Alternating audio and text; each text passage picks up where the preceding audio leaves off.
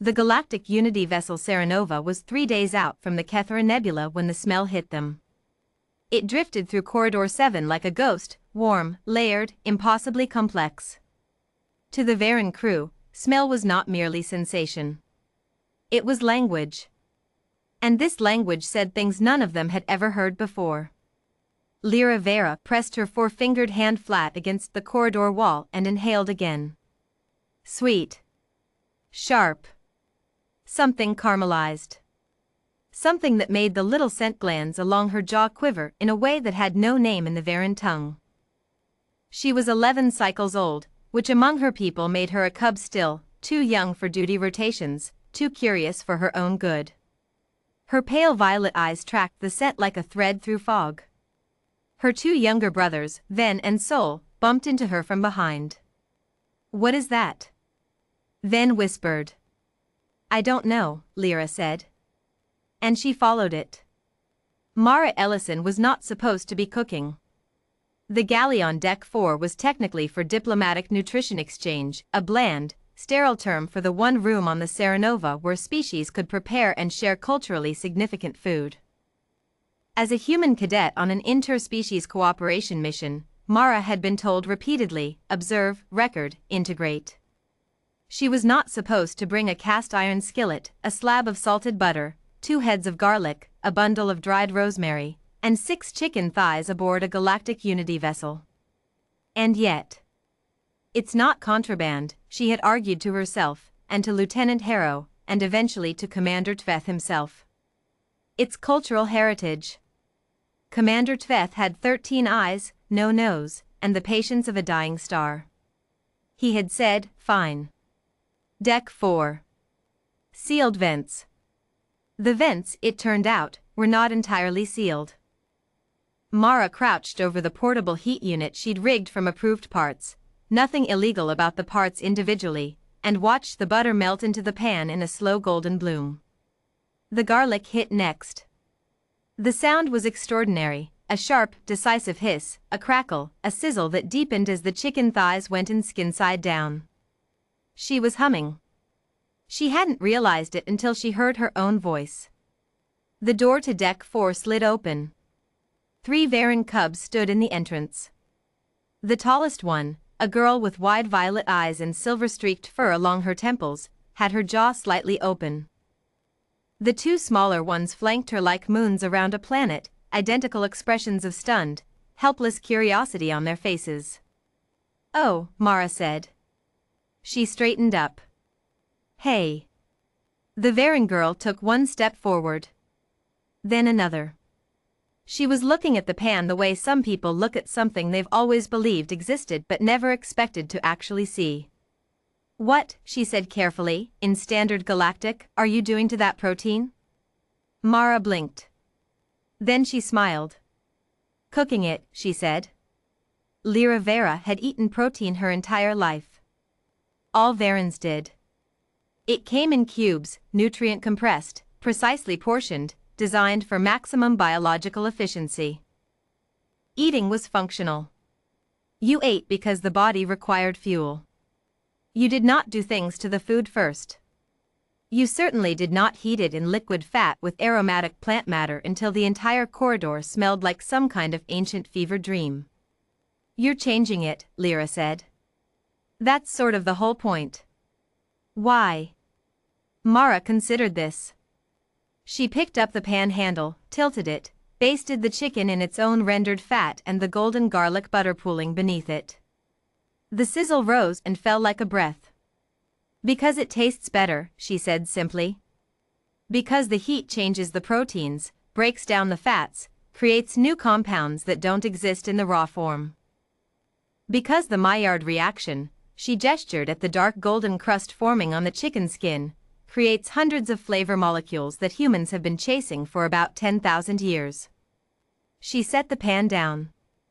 "And because my grandmother taught me, and her grandmother taught her, and somewhere back in the chain a human being figured out fire and meat and changed everything." Lyra stared at her. "Can I smell it?" she asked. "Closer?" "You can taste it," Mara said. "If you want." The next 40 minutes were, by Mara's later account, the strangest and most wonderful of her entire posting. She pulled out everything she had. Not just the chicken, though she carved that carefully, laid it on the flat plate she brought, watched the steam curl upward. She had bread. Dense, dark, a sourdough she baked in the ship's maintenance oven 3 days prior and kept sealed. She had oil infused with chili and herbs. She had a small container of something she called compound butter, salted, with lemon zest worked through it, and she spread it on a torn piece of bread and held it out to Lyra Vera without ceremony, the way you offer something to someone you trust.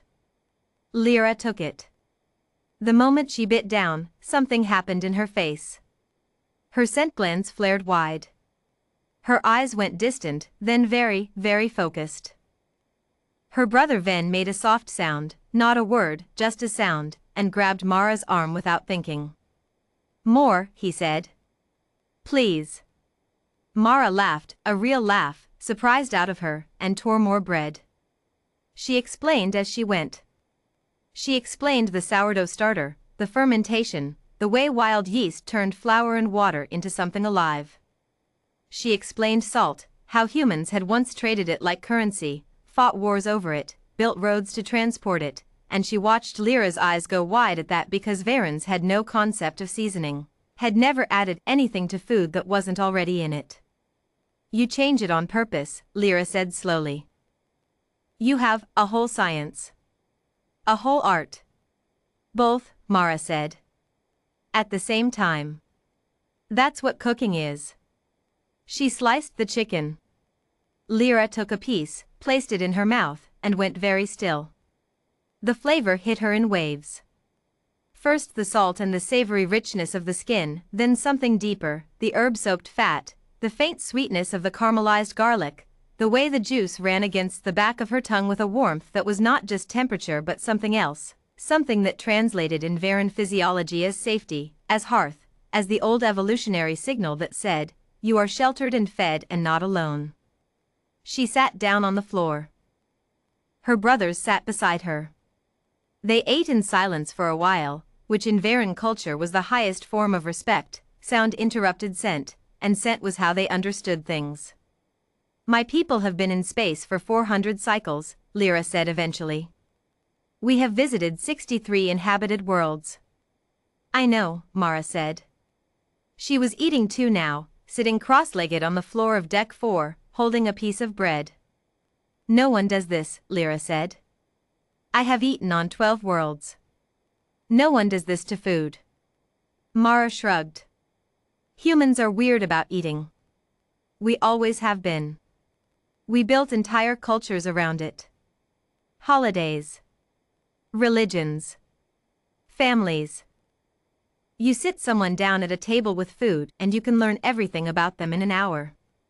Lyra looked at her. "Teach me," she said. It was not a small request. Lyra Vera understood that even as she made it. She was asking for something that had 10,000 years of human history compressed inside it, something that crossed every boundary she'd been taught to maintain on a diplomatic mission. Mara looked at her for a long moment. Then she stood up, wiped her hands on her uniform and picked up the pan. "Okay," she said. "First thing you need to know, the butter goes in before the garlic." Word spread the way smells do, slowly at first, then everywhere at once. By evening, there were 14 crew members outside Deck 4. By the next morning, Commander Tveth himself stood in the corridor with all 13 eyes fixed on the door, making a sound that his translator rendered, inadequately, as intrigued. Mara Ellison cooked for all of them. She made rice with spices that the Keth crew said smelled like the color gold. She made roasted vegetables that a Sular officer held against his face for 30 seconds before eating, just to feel the warmth. She made tea, simple, old, ordinary tea, and watched a 200-year-old diplomat from the Orvith Collective close his eyes and say, in his own language, a word that translated roughly as beginning. She was one human cadet with a skillet, a portable heat unit, and a grandmother's recipe. But Lyra Vera sat at her side through all of it, learning. And in the Serenova's official log, under mission developments, Commander Tveth recorded the following note. Human crew member Ellison, M., has initiated first contact cultural exchange of unexpected significance. Recommend elevation of culinary tradition to Category 1 diplomatic asset. Further study required. Sent formal inquiry to Galactic Unity Council. Also, request resupply of the substance she calls butter. Quantity, significant. Somewhere in the galaxy, 10,000 years of human stubbornness, creativity, and love had just become a diplomatic superpower. As it always had been. As it always would be.